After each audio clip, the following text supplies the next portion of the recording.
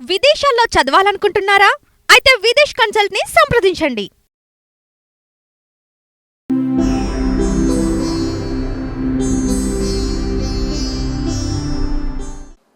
వీక్షకులందరికీ నమస్కారం. సెప్టెంబర్ మాసంలో కన్యారాశి వారికి ఏ విధమైనటువంటి ఫలితాలు కలగబోతున్నాయో ఈ వీడియో ద్వారా చాలా విపులంగా తెలుసుకునేటువంటి ప్రయత్నం చేద్దాం. ముఖ్యంగా ఈ మాసంలో 17వ తారీఖు నాడు కన్యారాశిలోకి రవి సంచారం చేయబోతూ ఉన్నారు. 19వ తారీఖున శుక్రుడు తులారాశిలోకి సంక్రమణం చేస్తారు. 24వ తారీఖున బుధుడు ఆయన కన్యా సంక్రమణం చేయబోతూ ఉన్నారు. అంటే 3 గ్రహాల యొక్క మార్పు మాత్రమే ఈ మాసంలో మనకి కనబడుతూ ఉన్నది. మిగతా గ్రహాల్లో అంటే శని వక్రగతిలో కానీ మిగతా గ్రహాల గతుల్లో కానీ మార్పులు ఇవి కూడా కనబడడం లేదు. ప్రత్యేకించి ఈ గ్రహస్థితిని పరిశీలన చేసినప్పుడు కన్యారాశి వారికి జన్మరాశిలో ఉండేటువంటి శుక్రుడు ప్రధానంగా అనుకూలించేటువంటి గ్రహంగా చెప్పవచ్చును. అంతేకాక భాగ్యస్థానమందు ఉన్నటువంటి గురుడు కూడా ఈ రాశి వారికి అనుకూలించే గ్రహంగా చెప్పవచ్చును. ఈ 2 గ్రహాలు మాత్రమే ప్రత్యేకించి అనుకూలంగా ఉన్నాయి. ఇక్కడ షష్ఠస్థానం ముందు శనేశ్వరుడు ఉన్నా ఆయన వక్రించి ఉన్నారు కాబట్టి ఆ ఫలితాలను మనం పూర్తిగా ఈ రాశి వారికి అనుకూలంగా అవి ఉండవు. ఒకవేళ ఉన్నా కూడా చాలా తక్కువగా ఉంటాయి తప్పితే పెద్ద ఎక్కువ ఫలితాలు ఏమి రావు. ఇక్కడ ఈ 12వ స్థానమందు ఉండేటువంటి రవి బుధుడు రవి బుధులు మరీ ముఖ్యంగా రాస్యాధిపతి 12వ ఇంట్లో ఉండడం అనేటువంటిది ఒక ఇబ్బంది. దానితో పాటుగా రవి కూడా వ్యయంలో ఉండడం ఒక దోషం. అంటే ఇక్కడ ఎన్ని గ్రహాలు యోగిస్తూ ఉన్నాయో అన్ని గ్రహాలు కొంత ప్రతికూలంగా ఉన్నాయి. మిగతా ఉన్నటువంటి గ్రహాలన్నీ మిశ్రమంగా ఉన్నాయి కాబట్టి కన్యారాశి వారికి సెప్టెంబర్ చాలా మిశ్రమంగా ఉంటుంది అని మనం చెప్పుకోవచ్చును. మిశ్రమంగా అంటే ఏమి అంత చెప్పుకోదగినటువంటి గ్రోత్ కనబడడం లేదు, అలాగే చెప్పుకోదగ్గటువంటి సమస్యలు కూడా కనబడడం లేదు. ఏదైనా ఉద్యోగ వ్యాపారాల్లో ఒకంత మంచి జరిగితే జరగడానికి అవకాశం ఉంటుంది. ఎందుకంటే ఇక్కడ దశమ కేంద్రంలో కుజుడు ఉన్నారు.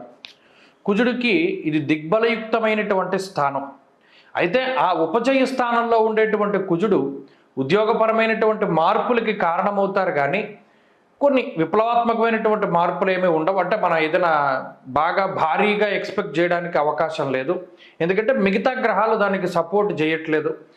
ప్రస్తుతానికి మాత్రం ఈ మాసంలో కన్యారాశి వారికి స్థానచలనానికి అవకాశం ఉంటుంది.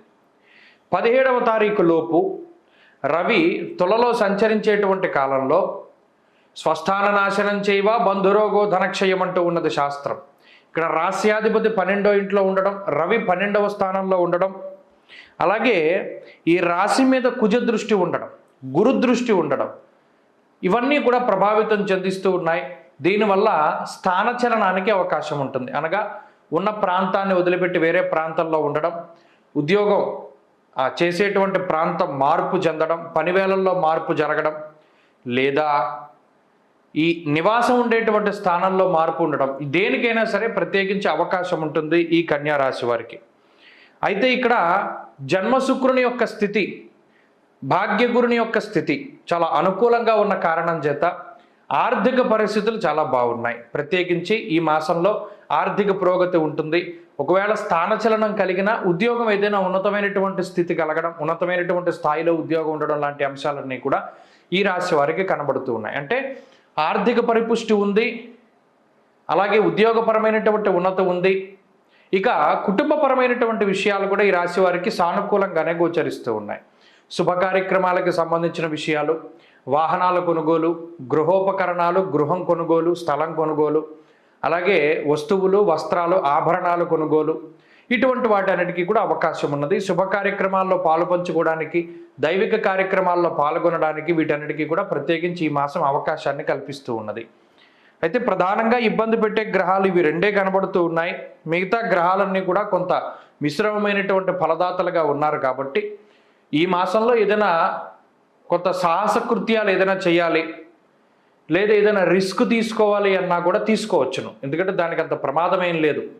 ఉదాహరణకి చేసేటువంటి ఉద్యోగంలో మార్పు చేయాల్సి వస్తే ఇంకో ఉద్యోగం దొరక్కపోయినా ఈ ఉద్యోగం మారిపోవడం, లేదా చేస్తున్న ఉద్యోగాన్ని వదిలిపెట్టి వ్యాపారం చేయడం, వ్యాపారంలో మార్పు చేర్పులు చేయడం, లేదా భాగస్వామ్య వ్యాపారాలు చేయవలసి రావడం, ఇటువంటివన్నీ కూడా ప్రత్యేకించి ఈ మాసంలో కనబడుతూ ఉన్నాయి. కాబట్టి ఇలా కొంత సాహస కృత్యాలు ఏదైనా చేయవలసి వచ్చినా కూడా చేయవచ్చును. ప్రత్యేకించి వాటికి ఏం దోషం లేదు. అలాగే ఈ మాసంలో ఇబ్బంది పడేటువంటి పరిస్థితులు కూడా అంత గొప్పగా ఏం కనబడడం లేదు. చాలా సాధారణంగా వెళ్ళిపోతుంది ఈ నెలంతా కూడా. ఎందుకంటే ఇక్కడ 17వ తారీఖు దాటిన తర్వాత కూడా అటు జన్మరవి యొక్క దోషం ఉంటుంది, 12లో రవి 1లో రవి కూడా ప్రతికూలించేటువంటి గ్రహమే. దీనివల్ల వచ్చే ప్రధాన సమస్య ఏంటి అంటే కొంత నీరసం, నిస్సత్తువ. ఏదైనా చెయ్యాలి అంటే వాయిదా వేసుకుంటూ ఉంటారు, కొద్దిగా నీరసంగా ఉంటుంది, పని ఒత్తిడి ఎక్కువగా ఉంటుంది, ఖాళీ లేనటువంటి సమయాన్ని గడపడం, ఇవన్నీ కూడా కనబడుతూ ఉన్నాయి. కాబట్టి ఈ సెప్టెంబర్ మాసంలో ప్రధానంగా కన్యా రాశి వారు ఈ మాసంలో మరిన్ని అనుకూలమైనటువంటి ఫలితాలను సాధించడానికి ఎక్కువ సూర్యారాధన చేయాలి. ఆదిత్య హృదయ స్తోత్ర పారాయణం, అలాగే ఆదివారం నాడు రాహుకాలంలో అమ్మవారి యొక్క దేవాలయంలో దీపారాధన చేసి దేవీ ఖడ్గమాలా స్తోత్రాన్ని పారాయణ చేయడం, లలితా సహస్రనామాన్ని పారాయణ చేయడం ఇత్యాదులు చేస్తూ ఉండగా మంచి ఫలితాలను కూడా ఆర్జించడానికి అవకాశం ఉంటుంది.